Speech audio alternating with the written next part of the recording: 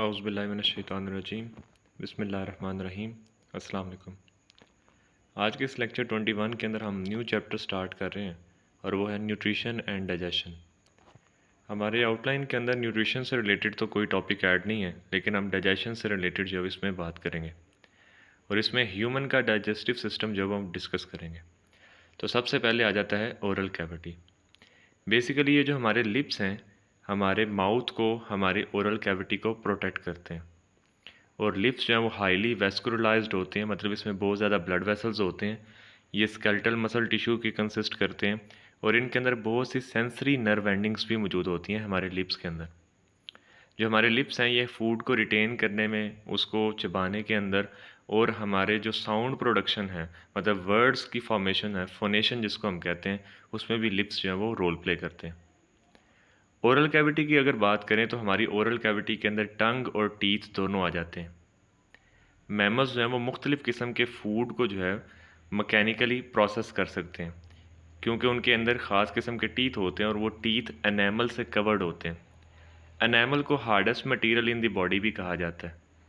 उसके साथ साथ हमारी ओरल कैविटी के अंदर जो जॉज़ हैं और यकीनन साथ में जो टीथ हैं वो एक स्ट्रॉन्ग फोर्स के साथ पूरी खुराक को जो है वो चबाने में हेल्प करते हैं। हमारी ओरल कैविटी के अंदर सलाइवा भी लगातार प्रोड्यूस हो रहा होता है। सलाइवा बेसिकली एक वाटरी फ्लूइड है जो कि तकरीबन 3 पेयर्स होते हैं हमारी ओरल कैविटी के अंदर सलाइवरी ग्लैंड्स के, जिससे सलाइवा प्रोड्यूस होता है। सलाइवा फूड को मॉइसन कर देता है, मतलब कि गीला कर देता है और इसके साथ जो है वो म्यूसिन्स बाइंड करता है, जिनको हम ग्लाइकोप्रोटीन्स भी कहते हैं, जो कि इंजेस्टेड फूड को एक मॉइस्ट मैस के अंदर कन्वर्ट कर देता है, जिसको हम बोलस कहते हैं। मतलब अगर आपने कोई लुकमा खाया, उसको जब आप चबाते हैं तो एक छोटा सा जो बॉल बन जाता है, उसको हम बोलस कहते हैं। सलाइवा के अंदर बाइकार्बोनेट आयंस होते हैं जो हमारे माउथ के अंदर केमिकल्स के लिए उसको न्यूट्रलाइज करते हैं या बफर का काम करते हैं। उसके अलावा हमारे सलाइवा के अंदर थायोसाइनेट आयंस, लाइजोजाइम आयंस जो कि माइक्रो ऑर्गेनिजम्स को किल करते हैं। उसके साथ हमारे सलाइवा के अंदर अमाइलेज एंजाइम होता है जो कि इनिशियल कार्बोहाइड्रेट डाइजेशन के अंदर रोल प्ले करते हैं। तो ये बेसिकली ओरल कैविटी से रिलेटेड था।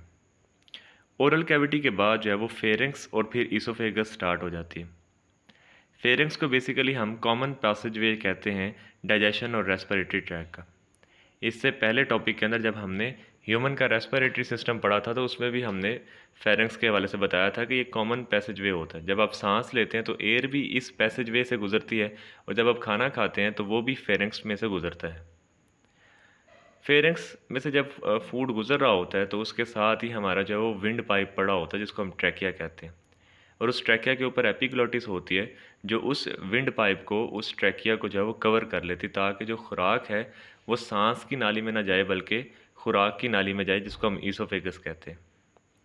जैसे ही आप फूड को स्वॉलो कर लेते हो, निगल लेते हो, तो स्टार्टिंग का प्रोसेस तो जो है वो वॉलंटरी है, मतलब आपके कंट्रोल में है कि आपने नवाले को निगला है खुद।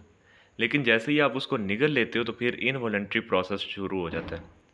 उस इनवॉलंटरी प्रोसेस के अंदर क्या होता है कि हमारे जो फूड पाइप के जो स्मूथ मसल्स होते हैं वहाँ पर सिक्वेंशियल, मतलब के सीक्वेंस के साथ इनवॉलंटरी कंट्रैक्शन शुरू हो जाती हैं और वो जो कंट्रैक्शंस हैं हमारे फूड पाइप के अंदर वो खुराक को नीचे से नीचे धकेलते जाते हैं और इसको हम जो वो पेरिस्टालसिस का भी नाम देते हैं कि मतलब खुराक जो जब नीचे जा रही होती है हमारी फूड पाइप में तो उसमें जो मसल्स हैं वो उसको पुश कर रहे होते हैं नीचे की तरफ।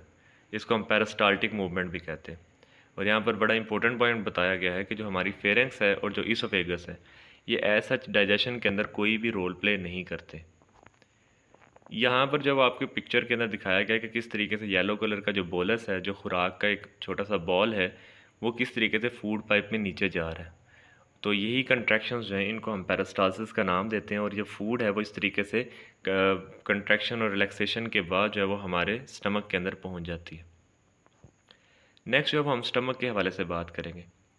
जो मैमल का स्टमक है वो एक मस्कुलर डिस्टेंसिबल सैक है, एक बैग की तरह काम करता है, जिसके 3 मेन फंक्शन हैं। सबसे पहला, फूड को स्टोर करना और उसको मिक्स करना मुख्तलिफ़ एंजाइम्स के साथ। दूसरा फंक्शन, हमारा जो स्टमक है वो मुख्तलिफ़ किस्म के सब्सटेंसेस जो हैं जिसमें एंजाइम्स, म्यूकस, HCl, ये सारी चीज़ें प्रोड्यूस करता है जो कि डाइजेशन ऑफ प्रोटीन में हेल्प करते हैं। तीसरा जो हमारा स्टमक है ये तकरीबन कंट्रोल करता है फूड की मूवमेंट को, कि कितनी फूड को आगे ट्रांसफ़र करना है स्मॉल इंटेस्टाइन के अंदर। हमारे स्टमक के जो है वो दो स्फिंक्टर्स होते हैं। ऊपर वाला जो हिस्सा होता है जो इसोफेगस के साथ जुड़ा हुआ है उसको हम कार्डिक स्फिंक्टर कहते हैं, और स्टमक का जो नीचे वाला हिस्सा होता है वो स्मॉल इंटेस्टाइन के साथ जुड़ा होता है, वहाँ पर एक स्फिंक्टर होता है जिसको हम पायलोरिक स्फिंक्टर कहते हैं। तो बेसिकली स्टमक इस बात को भी कंट्रोल करता है कि कितनी डाइजेस्टेड फूड आगे स्मॉल इंटेस्टाइन में फर्दर डाइजेशन के लिए भेजनी है। स्टमक का अगर स्ट्रक्चर देखें तो उसके अंदर एक इनर म्यूकस मेम्ब्रेन मौजूद है जिसके अंदर थाउजेंड्स ऑफ गैस्ट्रिक ग्लैंड्स मौजूद हैं। वो जो ग्लैंड्स हैं वो तीन तरह के सेल्स से पे कंसिस्ट करते हैं। सबसे पहले पराइटल सेल्स, जिनका काम है HCl प्रोड्यूस करना। दूसरी टाइप चीफ सेल्स, जिनका काम है पेप्सिनोजन प्रोड्यूस करना। और इसी पेप्सिनोजन से आगे एक्टिव एंजाइम पेप्सिन बनता है जो कि प्रोटीन डाइजेशन के अंदर रोल प्ले करता है। ये जो दोनों सेल्स हैं, पराइटल सेल्स और चीफ सेल्स, ये गैस्ट्रिक ग्लैंड्स के पिट्स यानी कि उनके गढ़ों के अंदर मौजूद होते हैं। उसके अलावा म्यूकस मेम्ब्रेन के ऊपर तीसरी तरह के भी सेल्स होते हैं जिनको हम म्यूकस सेल्स कहते हैं। इन म्यूकस सेल्स का काम म्यूकस को प्रोड्यूस करना है जो कि पूरी स्टमक को अंदर से कवर कर लेते हैं। और ये जो म्यूकस है ये एक्चुअल में बचाती है हमारे स्टमक को HCl से और डाइजेस्टिव एंजाइम से। कहा जाता है कि अगर हमारे स्टमक के अंदर ये म्यूकस की मेम्ब्रेन थोड़ी हो जाए या ख़त्म हो जाए तो हमारे स्टमक के अंदर बनने वाला जो एसिड है HCl है, जो डाइजेस्टिव एंजाइम्स हैं, वो हमारे स्टमक को खाना शुरू कर देते हैं, जिसकी वजह से अल्सर या फिर स्टमक के जो ज़ख़म है वो होना शुरू हो जाते हैं। बेसिकली यहाँ पर एक इम्पोर्टेंट पॉइंट शेयर किया गया है कि हमारे स्टमक के अंदर म्यूकस की जो अमाउंट है वो ज़्यादा होती है as compare to our oesophagus and mouth. यही रीज़न है कि जब किसी को वॉमिटिंग होती है, उल्टी आती है, तो उसका सीना ज़्यादा जलता है। वो सीना ज़्यादा जलने की रीज़न ये होती है कि जब वो एंजाइम्स या HCl वॉमिटिंग की शक्ल में बाहर आते हैं तो वो ईसोफेगस के पास क्योंकि म्यूकस की लेयर कम होती है तो वो वहाँ पर ज़्यादा जलन महसूस होती है। हालांकि वही HCl जब हमारे स्टमक में प्रोड्यूस होता है आम हालात में तो हमें किसी किस्म की कोई फीलिंग नहीं आ रही होती, क्योंकि उसकी मेन रीज़न ये है कि म्यूकस ने अंदर से स्टमक को क्या किया हुआ है, प्रोटेक्ट किया हुआ है। स्टमक के अंदर एंडोक्राइन सेल्स भी मौजूद होते हैं जिनसे ख़ास किस्म का हार्मोन प्रोड्यूस होता है जिसको हम गैस्ट्रिन हार्मोन कहते हैं। ये गैस्ट्रिन हार्मोन जो है गैस्ट्रिक ग्लैंड्स के ऊपर एक्ट करते हैं और गैस्ट्रिक ग्लैंड से फिर आगे जो गैस्ट्रिक जूस है जिसमें HCl और पेप्सिनोजन वगैरह इनकी प्रोडक्शन जो है वो करवाता है। स्टमक के हवाले से बताया गया है कि जब फूड हमारे स्टमक में पहुंचती है तो वो वाल्स के ऊपर एक प्रेशर लगाती है जिसकी वजह से हमारे जो स्टमक है वो डिस्टेंट हो जाता है, थोड़ा सा फूल जाता है। ये जो डिस्टेंशन है और साथ में जब आप खाना खा रहे होते हैं तो इसकी वजह से मैसेज पहुंचता है ख़ास किस्म के जो गैस्ट्रिक पिट्स हैं, जो गैस्ट्रिक ग्लैंड्स हैं, उनको मैसेज पहुंचता है और उस मैसेज की वजह से हमारी बॉडी के अंदर या स्टमक के अंदर HCl और पेप्सिनोजन प्रोड्यूस होना शुरू हो जाता है। इवन के बताया जाता है कि जब आप खाना सूंघते भी हैं तब भी आपके स्टमक के अंदर गैस्ट्रिक जूस बनना शुरू हो जाता है, और जब आप खाना देखते हैं इवन के तब भी गैस्ट्रिक जूस जो है वो बनना शुरू हो जाता है। और जब आप खाना टच करते हैं, इसी वजह से कहते हैं कि सुन्नत के मुताबिक हाथ से खाना चाहिए, क्योंकि जैसे ही आप खुराक को पकड़ते हैं तो आपके ब्रेन जो है वो सिग्नल भेजता है कि अब प्रोसेस शुरू होने लगा है और आपका जो स्टमक है वो रेडी हो जाता है और गैस्ट्रिक जूस प्रोड्यूस करना शुरू कर देता है। बहरहाल जैसे ही हमारे स्टमक के अंदर पेप्सिनोजन बनता है जो कि एक इनएक्टिव फॉर्म है, तो HCl का जो हाइड्रोजन है वो उस पेप्सिनोजन को कन्वर्ट कर देता है एक्टिव के अंदर जिसको हम पेप्सिन कहते हैं। और पेप्सिन, म्यूकस और HCl जो है ये मिक्स होकर फिर प्रोटीन की ब्रेक डाउन करना शुरू कर देते हैं। और जो स्टमक के जो स्मूथ मसल सेल्स हैं, स्टमक के जो स्मूथ मसल्स होते हैं वो पूरी फूड को अच्छे तरीके से मिक्स करते हैं।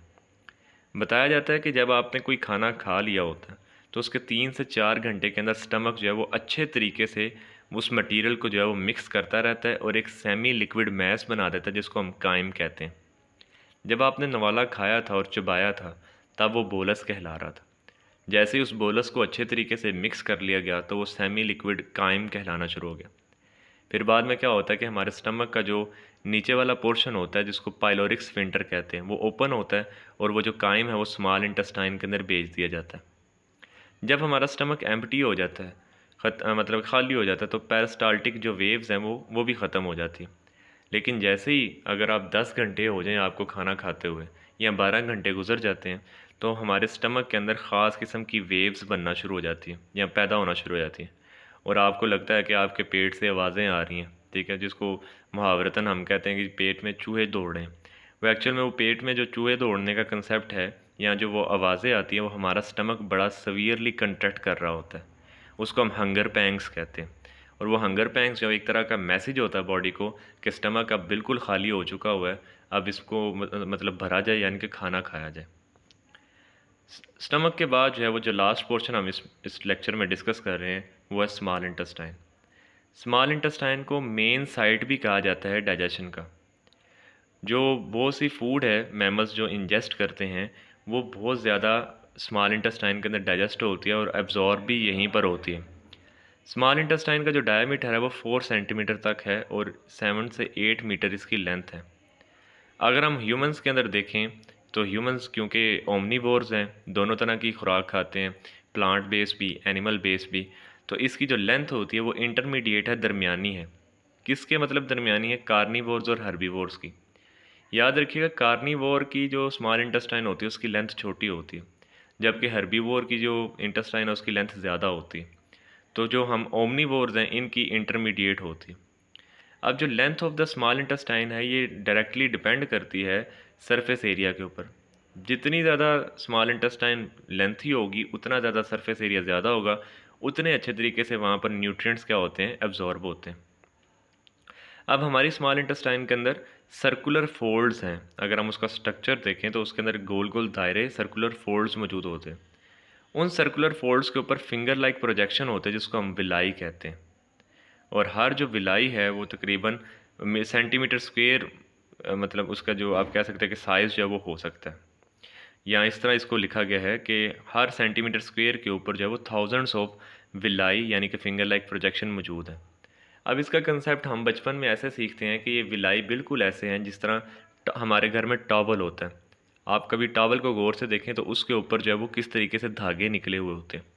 हमारी स्मॉल इंटेस्टाइन में भी इसी तरीके से फिंगर लाइक प्रोजेक्शंस निकले होते हैं जिनको हम विलाई कहते हैं।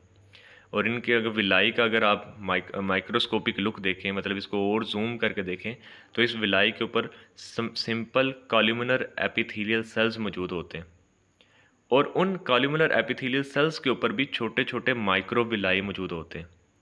अब ये जो विलाई हैं और माइक्रो विलाई हैं ये मिलकर हमारी स्मॉल इंटेस्टाइन का जो टोटल सरफेस एरिया है वो बहुत ज़्यादा बढ़ा देते हैं।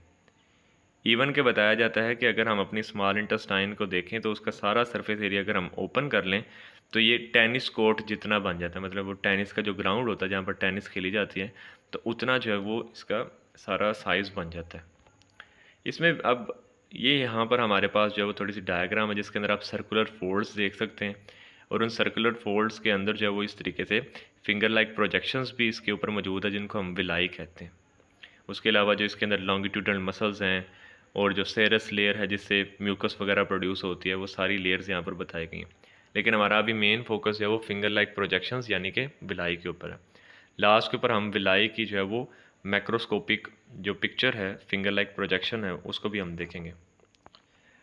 अब इसके अंदर जो है वो बेसिकली यहाँ पर अब स्मॉल इंटेस्टाइन के पोर्शन जो है वो हम डिस्कस करेंगे लास्ट स्लाइड के अंदर। सबसे जो पहला पोर्शन होता है उसको हम ड्यूडेनम कहते हैं जिसका मेन काम डाइजेशन के अंदर है। जो नेक्स्ट हिस्से हैं वो जेजुनम है और इलियम है। जेजुनम और इलियम का मेन फंक्शन न्यूट्रिएंट्स की एब्जॉर्प्शन करने में होता है। जो ड्यूडेनम है इसके अंदर बहुत से डाइजेस्टिव एंजाइम्स मौजूद होते हैं जो कि डाइजेशन का रोल प्ले करते हैं और इसके साथ साथ हमारे पेनक्रियाज में से भी एंजाइम्स जो हैं वो हमारी ड्यूडेनम के अंदर आ जाते हैं और हमारी ड्यूडेनम के अंदर कार्बोहाइड्रेट्स, प्रोटीन्स और लिपिड्स की डाइजेशन शुरू हो जाती है। जेजुनम और इलियम जो है वो इस डाइजेशन के एंड प्रोडक्ट्स को अब्जॉर्ब करते हैं जिसके अंदर amino acids, simple sugars, fatty acids, glycerol, nucleotides और वाटर शामिल है। मच ऑफ दिस अब्जॉर्प्शन जो है वो उसमें एक्टिव ट्रांसपोर्ट और सोडियम डिपेंडेंट एटीपीएस पंप जो है वो इस्तेमाल होता है, क्या मतलब कि एनर्जी लगा कर तो यहाँ से चीज़ों को अब्जॉर्ब कर लिया जाता है ताकि ब्लड के अंदर शामिल किया जाए और सेल्स को फिर एनर्जी के लिए वो सारी ग्लूकोज, अमाइनो एसिड्स वगैरह, फैटी एसिड्स वो भेज दिए जाए। लेकिन याद रखिएगा कि शुगर और अमाइनो एसिड्स तो कैपिलरीज़ के अंदर जो है वो अब्जॉर्ब हो जाते हैं, जो मतलब विलाई की कैपिलरीज़ होती हैं उनके अंदर अब्जॉर्ब हो जाती हैं, जबकि बहुत से जो फ्री फैटी एसिड्स हैं वो एपिथेलियल सेल्स के अंदर जो है वो शामिल हो जाते हैं। किसकी एपिथेलियल सेल्स के अंदर शामिल हो जाते हैं? विलाई की एपिथेलियल सेल्स के अंदर शामिल हो जाते हैं। और इसी विलाई की एपिथेलियल सेल्स के अंदर फैटी एसिड्स जो हैं वो ग्लिसरोल्स के साथ मिल जाते हैं, और जब फैटी एसिड और ग्लिसरोल दोबारा मिलते हैं तो उससे ट्राइग्लिसराइड बन जाते हैं। ये जो ट्राइग्लिसराइड हैं ये वहीं पर मौजूद कुछ छोटी छोटी प्रोटीन्स के साथ मिल जाते हैं, और प्रोटीन्स उन ट्राइग्लिसराइड को कवर कर लेती है, उनको कोट कर लेती है। इस पूरे स्ट्रक्चर को हम काइलोमाइक्रोन कहते हैं। ये जो काइलोमाइक्रोन है फिर ये विलाई के अंदर मौजूद लैक्टियल के अंदर शामिल हो जाता है। अब ये लैक्टियल क्या है? लैक्टियल एक तरह से डक्ट होती है हमारे लिम्फेटिक सिस्टम के अंदर। आप पहले जो है वो लिम्फेटिक सिस्टम पढ़ चुके हैं, इससे पहले जब हम सर्कुलेटरी वाला चैप्टर पढ़े थे तो उसमें लिम्फेटिक सिस्टम हमने पढ़ा था। तो उसी की एक ब्रांच है जिसको हम लैक्टियल कहते हैं। तो उस लैक्टियल के अंदर ये काइलोमाइक्रोन्स शामिल होते हैं, और इवेंचुअली जो है वो फिर उस लैक्टियल से ये जो काइलोमाइक्रोन्स हैं ये हमारे ब्लड के अंदर शामिल कर दिए जाते हैं। अब हमारी जो स्मॉल इंटेस्टाइन है वो मोस्टली ऑर्गेनिक मालिक्यूल्स को अब्जॉर्ब करती है, लेकिन इसके साथ साथ वाटर और मिनरल्स आयंस को भी अब्जॉर्ब किया जाता है। हमारी जो स्मॉल इंटेस्टाइन है वो तकरीबन एक दिन में 9 लीटर जो वाटर है उसको अब्जॉर्ब कर लेती है, और बाकी का जो वाटर है वो लार्ज इंटेस्टाइन जो है वो अब्जॉर्ब करता है। तो ये आज का हमारा लेक्चर था जिसके अंदर हमने ओरल कैविटी, फेरेंक्स और इसोफेगस, स्मॉल इंटेस्टाइन, स्टमक और स्मॉल इंटेस्टाइन को जो है वो कवर किया। इससे रिलेटेड कोई भी क्वेश्चन वगैरह हो तो आप नीचे पूछ सकते हैं, और हम क्लास में भी इसको इंशाल्लाह जो है वो डिस्कस करेंगे। तो मेरी तरफ से आप सब लोगों को अल्लाह हाफ़िज़।